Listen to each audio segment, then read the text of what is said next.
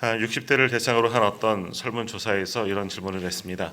당신 나이가 들어감을 느낄 때가 언제이냐라는 그런 질문입니다. 그 질문에 사람들이 대답하기를 새로운 기계, 새로운 물건이 나왔음에도 나는 그저 옛날 것이 더 좋다. 그 옛날 거 익숙한 것, 그것을 내 손에서 놓지 못할 때, 그것이 더욱더 편할 때, 그때 어떤 면에서는 나이가 든 것을 느낀다 하는 이야기를 했다는 겁니다. 자, 사람마다 조금씩 차이가 있으나 나이가 들어가면서 또 옛것에 대한 향수가 더 그리워집니다. 회귀 본능이 있는 거죠. 또 나이가 들어갈수록 보수화되고 오히려 새로운 것에 더 좋은 것이지만 그것의 불편함을 느낄 때가 또 많이 있다라는 겁니다. 물론 그것이 잘못된 것은 아니지만 그렇다고 꼭 권장할 만한 것도 아니다라는 겁니다. 물건 한두 가지 쓰는 것은 과거에 사용하는 것을 쓰는 것이나 새 것을 쓰는 것이나 그저 편한 대로 쓰면 되는 겁니다. 중요치 않습니다. 그러나 우리의 신앙이 오래됨에도 불구하고 믿음의 연수가 오래됨에도 불구하고 여전히 과거에 처음에 머물러 있으면은 그것은 심각한 일이다라는 겁니다. 우리의 나이가 드는 것과 상관없이 우리의 믿음 생활, 믿음의 연수가 오래될수록 오히려 매일마다 새로워지고 성장하고 성숙해야 한다라는 겁니다. 우리가 하나님 나라 가는 그날까지 우리는 매일매일 자라나야 하는 겁니다. 매일매일 새로워져야 하고 거듭나야 하고 한 걸음 한 걸음 하나님께로 나아가는 것, 그것이 우리의 신앙생활이어야 한다는 겁니다. 자, 과거 종교개혁가들 로마 천주교에 대항해서 이제 교회를 세우죠. 그 교회를 뭐라 그러냐면 그 교회의 정체성을 가리켜 개혁교회라고 부릅니다. 지금도 우리도 개혁교회입니다. 자, 개혁교회는 개혁된 교회를 말하는 게 아닙니다. 로마 천주교에서 개혁을 했으니까 새로워졌으니까 개혁된 교회가 개혁교회가 아니라 계속해서 개혁되어 가는 교회, 끊임없이 주님 오실 그날까지 개혁되어 가는 교회, 새로워지는 교회가 개혁교회이다라는 겁니다. 개혁된 교회라도 시간이 지남에 따라 예전 그대로 처음 개혁됐을 때 그것을 그대로 고수하면 그것은 개혁교회가 아닙니다. 하나님이 오실 때까지 끊임없이 변하고 새로운 것을 추구하고 하나님께서 원하시는 대로 자라가는 것, 성장하는 것, 그것이 개혁교회가 추구해야 할 본이다, 본질이다라는 겁니다. 그러므로 오늘날 우리 교회들도 마찬가지입니다. 하나님의 말씀에 거울에 비추어 우리가 새로워져야 하는 겁니다. 변화되어져야 하는 겁니다. 그리스도를 닮은 모습이 우리 속에서 계속해서 나타나야 하는 겁니다. 잘못된 전통, 잘못된 관습 이런 거 다 지워버리고 오직 주님 보시기에 원하시는 대로 계속해서 우리는 자라나야 하는 것이죠. 그것이 교회의 정체성이고 우리 신앙의 본질이다라는 겁니다. 자, 우리 믿음의 사람들의 삶의 현장도 마찬가지입니다. 믿음 생활이라고 하는 것은 매일매일 껍질을 깨고 새로워지는 겁니다. 내가 혹시 오늘 하루를 살면서도 하나님께서 기뻐하지 않은 삶을 혹시 사는 것은 아닌지 우리의 모습을 돌아보고, 오늘도 권사님 기도하실 때 또 회개 기도하셨지만 매일매일 하나님의 말씀에 성령이 비추어서 나를 살펴보고 내 안에 죄가 있으면 그것을 회개하고 다시금 하나님의 말씀으로 거듭나고 새로워지는 것을 항상 추구하면서 살아가야 한다. 그래서 오늘 본문에서 히브리서 기자는 매일마다 성장해라, 성숙해라, 변화되어져야 한다. 앞으로 전진하고 하나님께 나아가자라는 겁니다. 더 이상 과거에 매여 있지 말고 율법에 매여 있지 말고 이 땅에 오신 예수 그리스도 안으로 나아가는 것, 그것이 온전한 믿음이다, 올바른 믿음이다 우리에게 말씀하고 있습니다. 자, 오늘 본문 다시 한번 보겠습니다. 히브리서 10장 1절 말씀 한번 보십시오. 율법은 장차 올 좋은 일의 그림자일 뿐이요 참 형상이 아니므로 해마다 늘 드리는 같은 제사로는 나오는 자들을 언제나 온전하게 할 수 없느니라 라고 말씀합니다. 자, 율법, 오늘 특별히 1절 말씀에서 여기서 말씀하는 율법은 제사 제도를 말하는 겁니다. 해마다 늘 같은 제사, 매일마다 드려지는 그 같은 제사로는 온전해질 수가 없다라는 겁니다. 더욱이 유대인들 여러 가지 제사 가운데 여러 가지 제사법도 있고 또 여러 가지 절기도 있습니다. 그 가운데 이스라엘 백성들이 중요시 여기는 절기 가운데 하나가 대속죄일이라는 것이 있습니다. 이 대속죄일은 뭡니까? 1년에 단 하루 대제사장이 지성소에 들어가는 날이죠. 그래서 지성소에 들어가서 이스라엘 모든 백성들의 죄를 하나님께 대신 아뢰고 사함받는 그러한 절기가 대속죄일입니다. 굉장히 중요하고 의미 있는 절기입니다. 자, 그런데 여기에는 치명적인 한계가 몇 가지 있습니다. 자, 뭐냐? 하나님께 죄를 속하기 위해서 매주 하나님께 나올 때마다 또 매일마다 나올 때마다 희생제사, 자신의 죄를 씻는 그런 속죄제를 드리기도 하지만 이 대속죄일 온 백성들 모든 이들의 죄를 한꺼번에 속죄 제사로 드리는데 한 번 드리면 끝나는 것이 아니라 매년 이 대속죄일마다 모든 사람들의 죄를 씻기 위해서 지성소에 들어가는 일, 하나님께 예배하는 것을 매년마다 해야 된다는 겁니다. 1년에 한 차례씩은 꼭 반드시 그런 대속죄일, 큰 죄를 씻는 날을 정해야 된다는 것이죠. 그러니까 매년 드려져야 하는 겁니다. 또 하나 단점이 뭐냐? 모든 사람들 개개인이 하나님 앞에 나아갈 수가 없는 겁니다. 우리가 한 사람 한 사람 하나님 앞에 나아가 엎드려 회개해야 되지만 내 죄를 고백하고 자복하고 회개함을 받아야 되지만 용서함을 받아야 하지만 아니라는 거죠. 대제사장이 대신하여 죄를 들고 하나님께 나아가는 것. 좋을 수도 있지만 아니에요. 개인의 회개함이 반드시 필요한데 그러지 못한다는 단점을 가지고 있습니다. 이것이 율법의 한계입니다. 율법의 제사는 죄를 속하기 위해서는 매일 또는 매번 1년에 한 차례씩은 한 번에 하나님께 꼭 나아가야 하는 겁니다. 내 죄를 전가시키고 완전히 씻김 받는 그런 일들을 하는데 이것이 영원하지 않고 매번 해야 된다는, 그리고 한 사람 한 사람 내 개인의 죄도 씻지 못하는 이런 치명적인 한계가 있습니다. 이런 한계도 있지만 율법이 주는 장점도 있습니다. 그 장점이 뭐냐? 3절 말씀을 한번 보십시오. 그러나 이 제사들에는 해마다 죄를 기억하게 하는 것이 있나니 라고 말합니다. 율법의 유익은 뭐냐? 죄를 기억하게 한다. 율법을 보면서, 율법에 적용하면서 내가 이러한 죄를 범했구나. 내 죄를 깨닫고 기억하게 만드는 좋은 점이 율법이다 라는 거지요. 자, 그런데 율법은 거기까지예요. 죄를 기억하게 하는 것 딱 거기까지만입니다. 죄를 기억하게 하지만 죄를 완전히 씻어주기는 못하는 거죠. 근본적인 문제를 다 해결하지 못하는 것이 율법의 한계이다라는 겁니다. 이 대속죄일 번제를 드렸어도 내년이 되면 그날 또 와서 대속죄일 제사를 드려야 하는 겁니다. 오늘 내가 속죄제를 드렸어도 하나님 앞에 왔으면 또다시 속죄제를 또 드려야 되는 겁니다. 왜?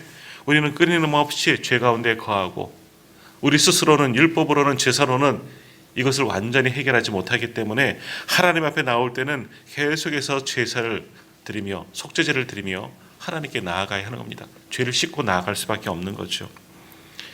자, 그것이 율법의 한계입니다. 율법 자체가 우리의 죄를 완전히 해결하지 못하기 때문에. 그런데도 이스라엘 백성들, 유대인들은 이 율법을 목숨처럼 붙들고 살아갑니다. 하나님께서 모세를 통해서 주신 이 율법 너무나 소중히 여기며 그것을 정말 자신의 생명처럼 여기며 아무튼 율법을 지키며 살아가려고 노력하지만 그러나 어떻습니까? 그 율법 온전히 다 지키지도 못하고 율법이 오히려 율법화되어지고 그것이 우리를 구속하는 도구가 되고 우리는 늘 죄 가운데 살면서도 죄의 문제를 온전히 해결하지 못하는 그런 채 지금까지도 살아왔었다라는 겁니다. 자, 그런데 그 율법을 누가 바꿔주셨습니까? 예수 그리스도가 이 땅에 오셔서 완전히 새로운 법을 우리에게 주신 겁니다. 구습, 바로 그 율법을 예수님께서 새롭게 변화시키시고 새로운 방법으로 우리를 구원의 길로 인도하셨다. 우리의 죄를 속하여 주셨다는 겁니다. 자, 12절에서 14절까지의 말씀 이거는 한번 같이 읽도록 합니다. 12절에서 14절까지의 말씀 한번 같이 읽겠습니다. 오직 그리스도는 죄를 위하여 한 영원한 제사를 드리시고 하나님 우편에 앉으사 그 후에 자기 원수들을 자기 발등상이 되게 하실 때까지 기다리시나니 그가 거룩하게 된 자들을 한 번의 제사로 영원히 온전하게 하셨느니라. 아멘. 예수 그리스도는 단 한 번에 자신을 드리는 그 제사로 말미암아 우리를 모든 죄에서 온전하게 하셨다. 율법은 1년에 한 차례씩 꼭 하나님께 나아가서 모든 사람들의 죄를 씻는 대속죄일 제사를 드려야만 합니다. 하나님께 나아갈 때마다 희생제물을 가지고 와서 내 죄를 전가시키고 그렇게 단 한 번 일회성의 죄에 씻음을 받아야만 하는 겁니다. 그러니까 율법은 온전하지가 않습니다. 우리의 죄를 깨닫게 하고 그래서 하나님께 나아가기 위해서는 죄를 씻는 그런 의식이 있지만 그것을 통해서 영원히 깨끗하게 되느냐? 아니라는 것이죠. 그러나 예수 그리스도는 자신을 단번에 드림으로 우리의 모든 죄를 완전히 씻어 주셨다라는 겁니다. 단 한 번의 제사로 우리가 속죄함을 받았다는 겁니다. 그러므로 예수 그리스도를 믿으면 주님이 오신 이후로 예수 그리스도를 믿고 주님의 은혜로 우리의 모든 죄가 속함을 받았기 때문에 우리는 하나님 앞에 나아갈 수 있게 되었다. 이제 온전한 구원에 이르게 되었다라는 겁니다. 그러므로 우리가 예수 그리스도를 믿고 회개하며 온전히 주님께 나아가면 하나님의 은혜로 오직 예수 그리스도의 은혜로 구원받은 자가 오늘 우리가 되었다. 이것을 오늘 성경이 말씀하고 있습니다. 과거에는 1년에 한 차례씩은 꼭 대속죄일 제사를 드려야 하지요. 하나님께 나아갈 때마다 희생 제물을 드려야 하지만 이제는 그렇게 할 필요가 없다. 예수 그리스도를 믿음으로 주님을 내가 믿고 내가 그 안에 거함을 통해서 온전한 구원에 이르게 되었다. 이것을 믿어라. 완전한 죄에서 이제는 자유함을 우리가 경험하게 되었다. 그 자유를 누려라. 오늘 성경은 우리에게 말씀하고 있습니다. 자, 또 예수님이 오셔서 새롭게 우리에게 바꿔주시는 것이 있습니다. 자, 19절, 20절 말씀, 19절과 20절 말씀 한번 보십시오. 그러므로 형제들아 우리가 예수의 피를 힘입어 성소에 들어갈 담력을 얻었나니 그 길은 우리를 위하여 휘장 가운데로 열어놓으신 새로운 살 길이요 휘장은 곧 그의 육체니라 라고 말씀합니다. 자, 과거 성막, 모세의 성막 때도 마찬가지고 성전에 있던 때도 마찬가지입니다. 성전 안에는 성막 안에는 성소라는 것이 있고 그 성소는 크게 두 곳으로 성소와 지성소로 나누어져 있습니다. 지성소는 하나님의 법궤가 있는 곳이라 그렇게 말씀하고 있죠. 자, 제사장들도 성소까지는 들어갈 수가 있습니다. 성소에 들어가서 매일 상번제를 드리고 향을 뿌리고 등을 바꿔줍니다. 하지만 지성소에는 함부로 들어가지 못합니다. 1년에 한 차례 그 해의 대제사장만 그 지성소 안에 들어가서 이스라엘 모든 백성들의 죄를 대속하는 그날 그 지성소 안으로 1년에 한 번 정도만 들어갈 수가 있는 겁니다. 자, 그런데 예수님께서 십자가에 달려 돌아가심으로 말미암아 성소와 지성소를 막고 있는 그 휘장이 그날 찢어졌습니다. 위에서부터 아래까지 완전히 찢어지는 것을 주님께서 만들어 주셨습니다. 자, 그것이 뭐냐? 자신의 육체로 그것을 찢으시고 십자가의 피로, 십자가의 보혈로 완전히 그것을 열어놓으시고 하나님께 나아갈 수 있는 길을 새롭게 여셨다는 겁니다. 예전은 지성소, 하나님 앞으로 나아갈 때 가림이 있었습니다. 아무나 갈 수가 없었습니다. 그러나 이제는 예수 그리스도께서 그 휘장을 찢어 놓으시고 자신의 몸으로 단 한 번의 드림으로 그 길을 열어 놓으셨기 때문에 이제는 누구나 하나님 앞으로 담대하게 나아갈 수가 있게 되었다. 이제는 예수님이 오신 이후로는 주님의 그 은혜로 말미암아 예수 그리스도를 통해서 하나님께 누구든지 나아갈 수 있게 되었다. 이것이 우리에게 주신 놀라운 은혜입니다. 자, 히브리서 기자가 이 글을 쓰는 동안에, 이 편지를 쓰는 동안에 많은 개종한 유대인들 대상으로 쓰고 있다 말씀하지 않았습니까? 자, 이들은 예수를 믿었지만 여전히 율법에 아직까지도 매여져 있습니다. 율법을 고수하고 그것을 지키려고 예수도 믿지만 이것을 더 중시 여기고 예수님보다도 오히려 율법을 더 중하게 여기던 그들이 참 많이 있었다는 겁니다. 그들이 예수를 믿고 교회에 들어와서 교회 공동체 일원이 되고 있지만 여전히 예수로 거듭나지 못하고 과거에 매여 있고 과거에 집착하고 있는 어리석은 자들이 여전히 교회 안에 가득했었다는 겁니다.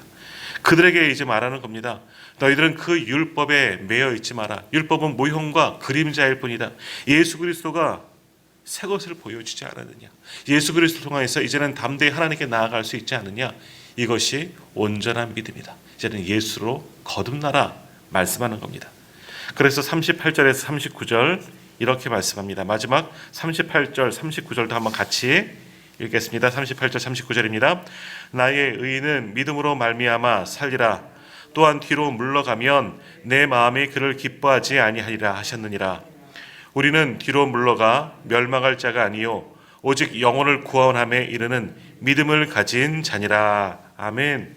뒤로 물러가지 말라. 다시 율법으로 돌아가지 말라. 과거로 돌아가고 집착하지 말라. 예수 그리스도께서 살 길을 열어놓으셨는데 왜 과거로 돌아가느냐? 오직 믿음으로 앞으로 나가라. 예수 그리스도를 온전히 믿는 믿음으로 구원에 이르는 자가 되어라. 과거로 회개하지 마라. 돌아가지 마라. 새로운 믿음으로 주님 앞으로 한 걸음 한 걸음 나아가라. 이렇게 지금 격려하고 있는 겁니다. 이것이 오늘 우리에게 주시는 말씀이죠. 자, 오늘 우리들의 신앙도 지금 어디에 머물러 있습니까? 과거 처음 믿었을 때 거기에 머물러 있으면 곤란한 겁니다. 아직도 과거에 집착하여져 있고 과거의 전통을 찾고 여기에 매여 있으면 안 된다는 겁니다. 처음 말씀드린 것처럼 우리는 개혁교회에 속한 자들입니다. 새롭게 매일마다 변해 나가야 되는 겁니다. 과거의 정통, 그것이 좋은 면도 있지만 거기뿐입니다. 새로운 것들, 하나님께서 원하시는 대로 새 믿음으로 매일매일 거듭나야 하는 것이요. 매일 우리를 깨뜨리고 개혁하고 껍질을 깨고 한 걸음 한 걸음 예수 그리스도의 십자가 앞으로 계속해서 나아가야 하는 겁니다. 하나님 오실 그날, 주님이 오실 그날까지, 하나님 나라에 이를 때까지 계속해서 하나님께서 원하시는 믿음의 길을 앞으로 완주해야 하는 것이죠. 다시 뒤로 돌아가서는 안 된다. 여전히 율법과 전통에 매여 있어서는 안 된다. 이것을 깨고 주의 말씀을 붙잡고 성령이 인도하시는 대로 예수 그리스도가 열어놓으신 그 휘장이 뚫린 길로 하나님께 나아가는 그런 성도들이 되어야 한다. 오늘 이러한 교훈을 우리에게 말씀합니다. 그러면서 오늘 우리들을 돌아보십시오. 내가 지금 어디에 머물러 있느냐? 지금 어디를 향하여 가고 있느냐? 여전히 과거에 매여 있으면, 전통이란 것에 얽매여 있으면 우리의 믿음은 성장할 수가 없는 겁니다. 변화될 수가 없는 겁니다. 여전히 과거에 집착하고 전통에 매여 있지 않으면 이스라엘 백성들처럼 지금 예수를 믿었지만 율법에 매여 있는 자들과 별반 다를 바가 없는 겁니다. 이제는 예수 그리스도로 그 보혈로 말미암아 열린 길, 하나님께 나아가는 길을 열어놓으셨는데도 그 길로 나아가지 아니하고 여전히 지금 이 자리에 머물러 있으면 우리의 믿음은 절대 성장할 수가 없는 겁니다. 이제는 껍질을 꿰고 믿음 안으로 하나님께서 원하시는 그런 믿음의 길로 한 걸음 한 걸음 그렇게 나아가야 하는 겁니다. 그래서 믿음이 자라나고 그것이 하나님의 기쁨이 되어지는 일이라 오늘 성경은 말씀하고 있습니다. 그렇게 갈 때 영원한 구원에 이르게 될 것이다. 이것을 오늘 말씀하고 있는 것처럼 오늘 우리의 믿음을 과감하게 한번 도전하시고 껍질을 깨고 온전히 예수 그리스도를 믿는 믿음으로 이 믿음의 행보를 계속해서 달려나갈 수 있는 저와 우리 모든 성도님들 되시기를 간절히 소망합니다.